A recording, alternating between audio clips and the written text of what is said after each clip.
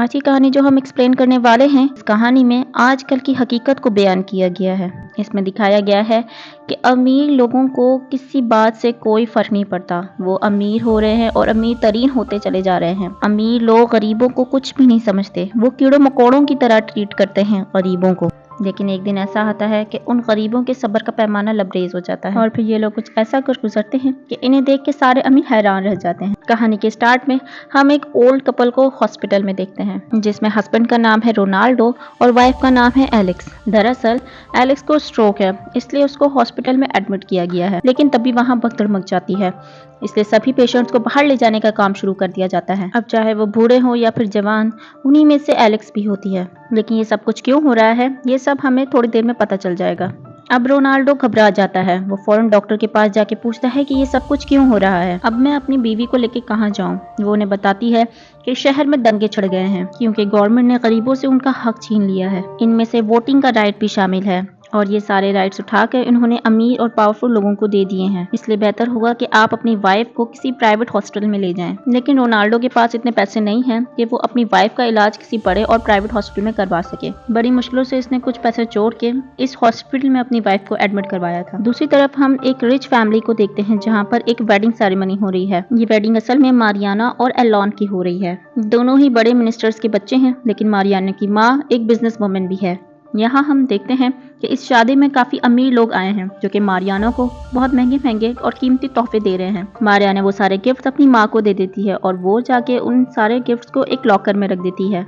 अब इसके बाद जब वो अपने हैंड वॉश करने के लिए वॉशरूम जाती है तो वो देखती है कि पानी का कलर चेंज होके ग्रीन हो गया है। ये देख के वो थोड़ा हैरान हो जाती है और डर भी जाती है। इसीलिए वो अपने हस्बैंड को यहाँ बुला के लाती है, लेकिन इतनी देर में ही सब कुछ नॉर्मल हो गया था। अब रेबिका को इस बात का डर था कि शायद दंगे करने वाले लोग इस घर के आसपास आ गए हैं। हो सकता है उन्होंने पाइपलाइन फाड़ दिया हो और उसमें कलर मिला दिया हो। वो ये सब कुछ कंफर्म करने के लिए घर से बाहर जाती है, लेकिन वहाँ पे सब कुछ नॉर्मल था। अब यहाँ इस सेरेमनी में फ्रांस के फाइनेंस मिनिस्टर भी आते हैं। इनके मुल्क में इतने दंगे हो रहे हैं लेकिन इन्हें इस बात का कोई फर्क नहीं पड़ता। ये यहाँ पे शादी अटेंड करने आए हैं, कोई जिए मरे इनको इस चीज से कोई फर्क नहीं पड़ता। खैर अब आगे बढ़ते हैं। अब उस मिनिस्टर से रेबिका की अच्छी बनती थी, इसलिए वो मारियाना से कहती है कि हमें आज ही उनसे इस डील के बारे में बात करनी होगी ताकि वो इस डील को एक्सेप्ट कर लें, क्योंकि इससे हमें काफ़ी मुनाफा होगा।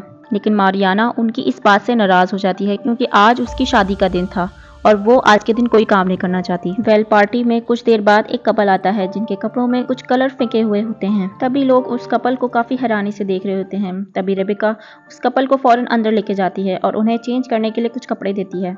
फिर रेबिका बाहर आके देखती है कि उनकी गाड़ी पे भी कुछ कलर फिके हुए हैं। वो फौरन इनकी गाड़ी को साफ करने का ऑर्डर देती है। अब अंदर जाने पे रेबिका को मार्ता बताती है कि हमारा पुराना वॉचमैन आया है और उसे आपसे कुछ बात करनी है। जब रेबिका उसके पास जाती है तो असल में वो रोनाल्डो था। वो यहाँ उससे कुछ पैसे लेने के लिए आया था ताकि वो अपनी वाइफ एलेक्स का इलाज करा सके।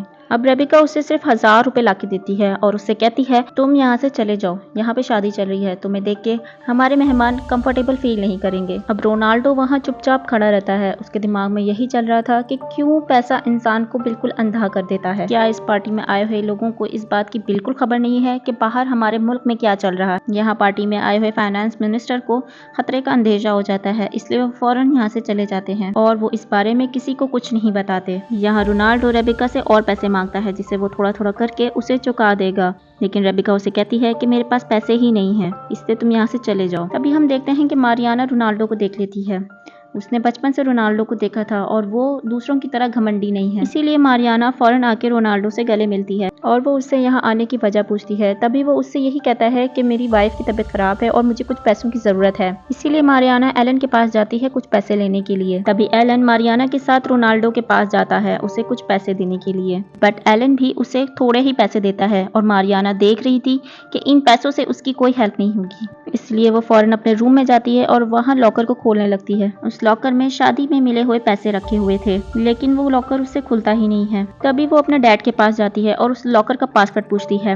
उसके डैड कहते हैं कि इस बारे में या तो एलन को पता है या तो तुम्हारी माँ को पता है, तुम उनसे जाके पूछो। तभी वो एलन के पास जाती है, लेकिन एलन उसे कहता है कि तुम एक गंदे सर्वेंट के लिए क्यों परेशान हो रही हो, उसे छोड़ो, उसे जितने दिए हैं उसके लिए बहुत हैं। लेकिन मारियाना के दिमाग में रोनाल्डो की ही बातें चल रही थी, इसलिए वो फौरन अपने रूम में जाती है और वहां से क्रेडिट कार्ड उठाती है, क्योंकि एक यही ऑप्शन बचा था। वो क्रेडिट कार्ड उठा के फौरन बाहर को जाती है, लेकिन तब तक रोनाल्डो वहां से जा चुका था। अब वो वहां मार्ता के बेटे क्रिश्चियन के पास जाती है और उसे रोनाल्डो के घर चलने को कहती है। वो उसे कहती है कि इस बारे में किसी को पता नहीं चलना चाहिए, मुझे रोनाल्डो के घर जाना है। वो उसे फौरन लेकर छुपके से पार्किंग एरिया में जाता है और एक गाड़ी निकालता है और मारियानो को उस गाड़ी में बिठाता है और ये दोनों रोनाल्डो के घर की जानिब चल पड़ते हैं। तभी क्रिश्चियन मारियानो को बताता है कि एलेक्स, जो कि रोनाल्डो की वाइफ है, उसकी हार्ट सर्जरी होनी है, लेकिन उनके पास इतने पैसे नहीं है कि वो उसे प्राइवेट हॉस्पिटल में एडमिट करवा सके, इसलिए वो यहाँ पे पैसे लेने के लिए आया था। अब ये बात सुन के मारियानो को बहुत बुरा लगता है कि उसके पास इतने पैसे होने के बावजूद भी वो उनकी मदद नहीं कर सकती। अब ये दोनों एक कार से उनके घर की ओर निकल जाते हैं, लेकिन इन दोनों को नहीं पता कि आगे जाके उनके साथ क्या होने वाला है। अब हम देखते हैं कि पार्टी में सब कुछ नॉर्मल चल रहा होता है और शहर की जज भी यहाँ आ गई थी, जिसका इस शहर में काफी बड़ा रुतबा था, इसलिए वो चाहती है कि वो रेबिका की बेटी मारियाना से मिले। लेकिन जब रेबिका को मारियाना कहीं दिखाई नहीं देती तो वो फौरन मार्ता के पास जाती है और उसे कहती है कि मारियाना को ढूंढो। तब बाहर खड़ा फिलिप नाम का गार्ड उसे बताता है कि वो तो तुम्हारे बेटे के साथ बाहर गई है। ये सुन के वो फौरन क्रिश्चियन को कॉल मिलाती है। तभी मारियाना उसकी कॉल अटेंड करती है। मारियाना उसे बताती है कि हम लोग रोनाल्डो के घर जा रहे हैं उसकी मदद करने, आप मॉम को बता देना। अब वो ये बात जाके रेबिका को बता देती है। वहीं थोड़ी देर बाद मारियानो को कुछ पुलिस वाले रोक लेते हैं, क्योंकि आगे जाना उनके लिए खतरे से खाली नहीं है। लेकिन मारियाना उनसे कहती है कि उसे जाना है, अर्जेंट है। अब वो उसे रोक भी नहीं सकती क्योंकि वो एक मिनिस्टर की बेटी है। वो गाड़ी को टर्न मारती है और उसी जानिब चल पड़ती है जहाँ पर दंगा फसाद बहुत ज्यादा थे। वहीं दूसरी जानिब पार्टी में भी हालात खराब होने लगे थे। विला की दीवार को पार करके कुछ लोग अंदर घुसने लगे थे, जिन्हें देख के मारियाना के डैड फौरन गार्ड को बुलाते हैं। लेकिन फिलिप, जो कि सिक्योरिटी इंचार्ज था, वो भी उन लोगों के साथ मिला हुआ होता है। अब एक एक करके बहुत सारे लोग घर के अंदर आने लगते हैं, जिन्हें देखकर एलन अपनी घड़ी उन्हें देने लगता है कि शायद वो घड़ी लेके यहाँ से चले जाएंगे, लेकिन उनके कुछ और ही इरादे थे। सभी बड़े अमीर लोगों को वो घर में ही बंदी बना लेते हैं और बहुत लोगों को वो लोग मारने लगते हैं। उन लोगों के दिल में जो आ रहा था वो उन लोगों के साथ कर रहे थे। अब सारे घर के सर्वेंट घर के महंगे सामान को चुराने लगते हैं। उधर फिलिप्स रेबिका को लेके लॉकर के पास जाता है और उससे कहता है कि लॉकर खोले। जैसे ही वो लॉकर उसे खोल के देती है, वो उसे फौरन मार डालता है, जिसका मतलब ये है कि उनको पैसे तो चाहिए, लेकिन उनके साथ साथ वो अपना गुस्सा भी उन लोगों पर उतारेंगे। लेकिन इसकी लिमिट क्या होगी, इसका तो हमें आगे जाके पता लगेगा। पूरे घर में अफरा तफरी मची पड़ी है, जिसका जो करने का दिल करता है वो कर रहा है। किसी की भी हिम्मत नहीं हो रही कि वो उन लोगों को रोक सके। ऐसे ही एक आदमी एक बड़े बिजनेसमैन के पास जाता है और उससे कहता है कि तुम्हारे बैंक में जितना भी अमाउंट है वो मेरे बैंक में ट्रांसफर कर दे, लेकिन वो उसकी बात नहीं मानता। तो फिर वो उसकी वाइफ को फौरन मार डालता है। तभी वो बिजनेसमैन फौरन वो अमाउंट उसके बैंक में ट्रांसफर कर देता है, लेकिन जैसे ही उसके बैंक में वो अमाउंट ट्रांसफर होती है, वो उसे भी मार डालता है। उधर मार्ता और एक प्रेग्नेंट लेडी एक अलमारी में छुपे होते हैं और उसी का फायदा उठा के वो अपने बेटे को बताती है कि यहाँ पे कुछ गुंडे घुस आए हैं। इतनी देर में उस अलमारी को कुछ लड़कियां खोल लेती हैं और उस प्रेग्नेंट लेडी को ले जाती हैं और मार्ता को वहीं पर ही छोड़ देती हैं, क्योंकि वो यहाँ की सर्वेंट थी। इस घर में जितना भी सामान था उसे बाहर फेंकने लगते हैं और ना जाने कितने लोगों को मार डालते हैं। इन लोगों का जो दिल कर रहा था वो लोग यहाँ पे कर रहे थे। उन लोगों ने वहाँ की औरतों को सबके सामने शर्मसार भी कर डाला था और उस प्रेग्नेंट लेडी को भी जिंदा नहीं छोड़ा, वो उससे भी मार डालते हैं। और इससे ज्यादा भयानक मंजर शायद इन लोगों ने कभी नहीं देखा होगा। अब मारियाना उस जगह पे पहुंच गई थी जहाँ से ये सारे मामला शुरू हुए थे। वहाँ पर सारे लोग मारियाना को गाड़ी से बाहर आने को कहते हैं, क्योंकि वो एक अमीर घर की लग रही थी। ये लोग उसकी गाड़ी पे हमला करते हैं। तभी क्रिश्चियन मारियाना से कहता है कि तुम्हें पीछे जाके बैठ जाना चाहिए, मैं कार ड्राइव करता हूँ ताकि ये लोग तुम पर हमला ना कर सके। और कुछ ही देर बाद ये लोग एलेक्स के घर पहुंच जाते हैं। वहां जाके मारियाना उससे कहती है कि अब आप लोगों को परेशान होने की जरूरत नहीं है, मैं इनका इलाज एक अच्छे हॉस्पिटल में करवाऊंगी। अब ये बात सुन के रोनाल्डो बहुत खुश होता है और मारियाना की तारीफ भी करता है।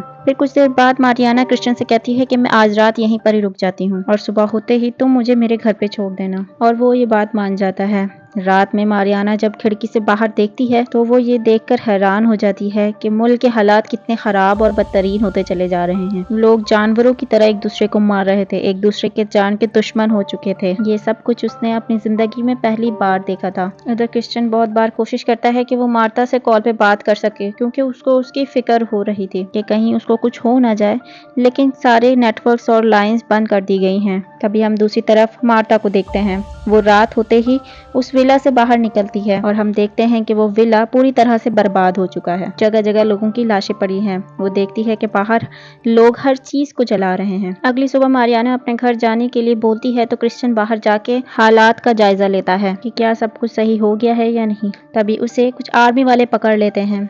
क्रिश्चियन उन्हें बताता है कि मेरे पास मिनिस्टर की बेटी है जिसे आपको घर छोड़ना है। तो वो मारियाना को अपने ट्रक में बिठा लेते हैं ताकि वो उसे सेफली घर छोड़ सकें। अब यहाँ पर हम मेक्सिको शहर को देखते हैं जो पहले जैसा बिल्कुल भी नहीं रहा। पूरे शहर में लॉकडाउन लगा दिया गया है। हर जगह बस तबाही ही है। हर जगह लोगों की लाशें बिखरी हुई हैं। बड़े बड़े शोरूम तबाही का मंजर पेश कर रहे हैं और पूरे शहर को अरबों रुपए का नुकसान हो चुका है। वहाँ ट्रक में मारियाना अपने घर पे कॉल करने की कोशिश करती है लेकिन नेटवर्क जाम होने की वजह से वो ये नहीं कर पाती।